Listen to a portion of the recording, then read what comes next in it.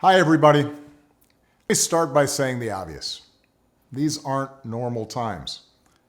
As we all manage our way through a pandemic unlike anything we've seen in a century, Michelle and I hope that you and your families are safe and well. If you've lost somebody to this virus, or if someone in your life is sick, or if you're one of the millions suffering economic hardship, please know that you're in our prayers. Please know that you're not alone, because now's the time for all of us to help where we can and to be there for each other, as neighbors, as co-workers, and as fellow citizens. In fact, over the past weeks, we've seen plenty of examples of the kind of courage, kindness, and selflessness that we're going to need to get through one of the most difficult times in our history. Michelle and I have been amazed at the incredible bravery of our medical professionals who are putting their lives on the line to save others. The public servants and health officials battling this disease. The workers taking risks every day to keep our economy running. And everyone who's making their own sacrifice at home with their families, all for the greater good. But if there's one thing we've learned as a country from moments of great crisis, it's that the spirit of looking out for one another can't be restricted to our homes or our workplaces or our neighborhoods or our houses of worship. It also has to be reflected in our national government. The kind of leadership that's guided by knowledge and experience, honesty and humility, empathy and grace. That kind of leadership doesn't just belong in our state capitals and mayor's offices. It belongs in the White House. And that's why I'm so proud to endorse Joe Biden for President of the United States. Choosing Joe to be my vice president was one of the best decisions I ever made, and he became a close friend. And I believe Joe has all the qualities we need in a president right now. He's someone whose own life has taught him how to persevere, how to bounce back when you've been knocked down. When Joe talks with parents who've lost their jobs, we hear the son of a man who once knew the pain of having to tell his children that he'd lost his. When Joe talks about opportunity for our kids, we hear the young father who took the train home each night so he could tuck his children into bed. And we hear the influence of Jill, a lifelong teacher. When Joe talks to families who've lost a hero, we hear another parent of an American veteran, a kindred spirit, somebody whose faith has endured the hardest loss there is. That's Joe. Through all his trials, he's never once forgotten the values or the moral fiber that his parents passed on to him and that made him who he is. That's what steels his faith in God, in America, and in all of us. That steel made him an incredible partner when I needed one the most. Joe was there as we rebuilt from the Great Recession and rescued the American auto industry. He was the one asking what every policy would do for the middle class, and everyone's striving to get into the middle class. That's why I asked him to implement the Recovery Act, which saved millions of jobs and got people back on their feet. Because Joe gets stuff done. Joe helped me manage H1N1 and prevent the Ebola epidemic from becoming the type of pandemic we're seeing now. He helped me restore America's standing and leadership in the world on the other threats of our time, like nuclear proliferation and climate change.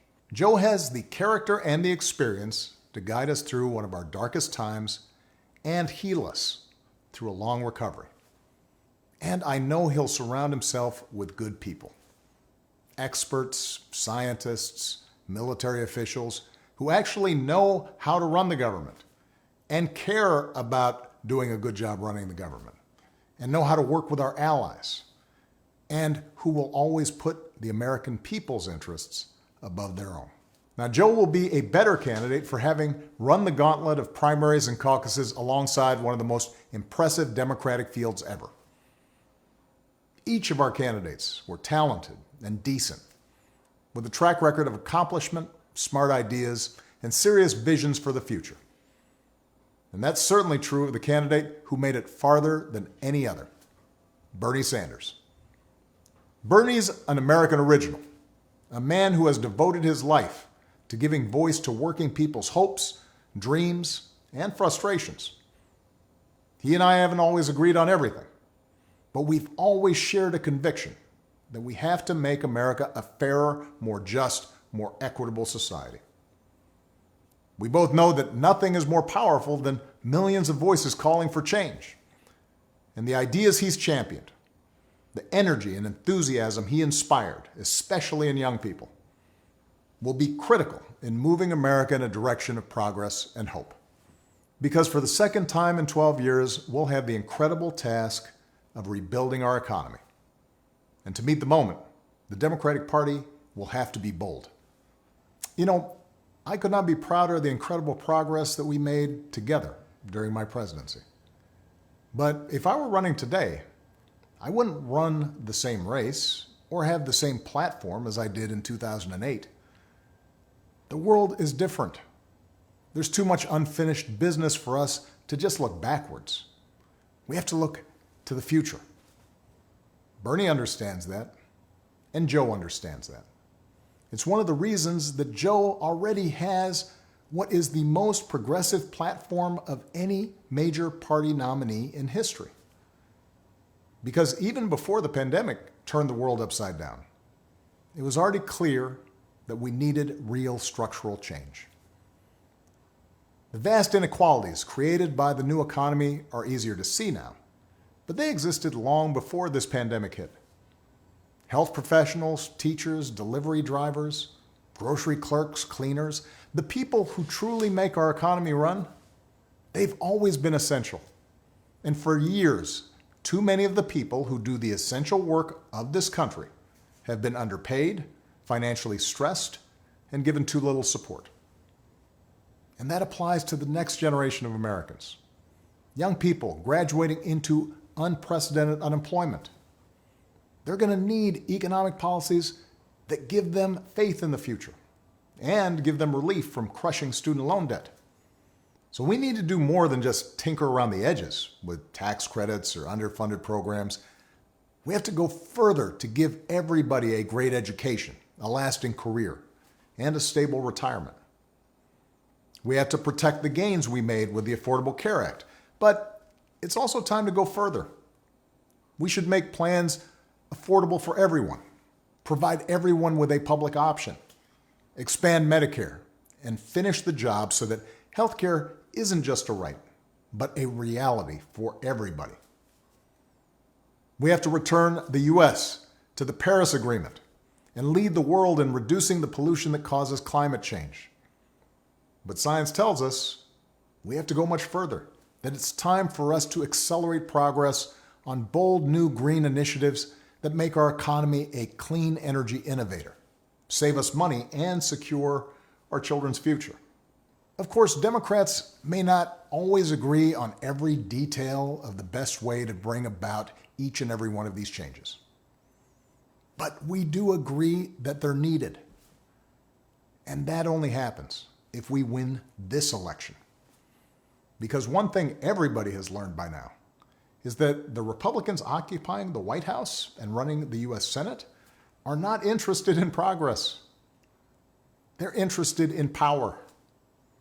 They've shown themselves willing to kick millions off their health insurance and eliminate pre-existing condition protections for millions more, even in the middle of this public health crisis, even as they're willing to spend $1 trillion on tax cuts for the wealthy.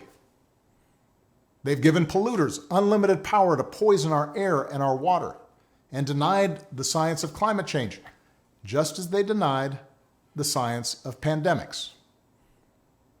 Repeatedly, they've disregarded American principles of rule of law and voting rights and transparency, basic norms that previous administrations observed regardless of party, principles that are the bedrock of our democracy.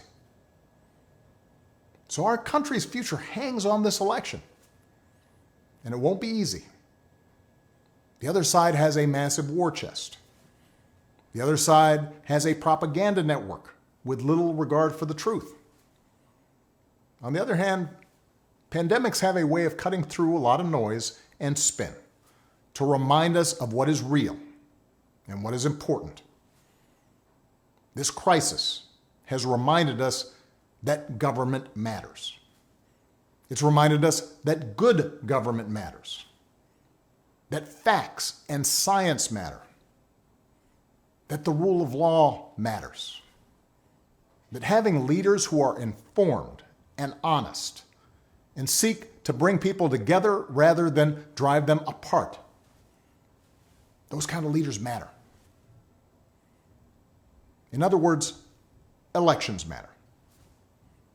Right now, we need Americans of goodwill to unite in a great awakening against a politics that too often has been characterized by corruption, carelessness, self-dealing, disinformation, ignorance, and just plain meanness. And to change that, we need Americans of all political stripes to get involved in our politics and our public life like never before. For those of us who believe in building a more just, more generous, more democratic America, where everybody has a fair shot at opportunity, for those of us who believe in a government that cares about the many and not just the few, for those of us who love this country and are willing to do our part to make sure it lives up to its highest ideals, now's the time to fight for what we believe in. So join us. Join Joe. Go to joebiden.com right now. Make a plan for how you are going to get involved. Keep taking care of yourself and your families and each other. Keep believing in the possibilities of a better world, and I will see you on the campaign trail as soon as I can. Thanks.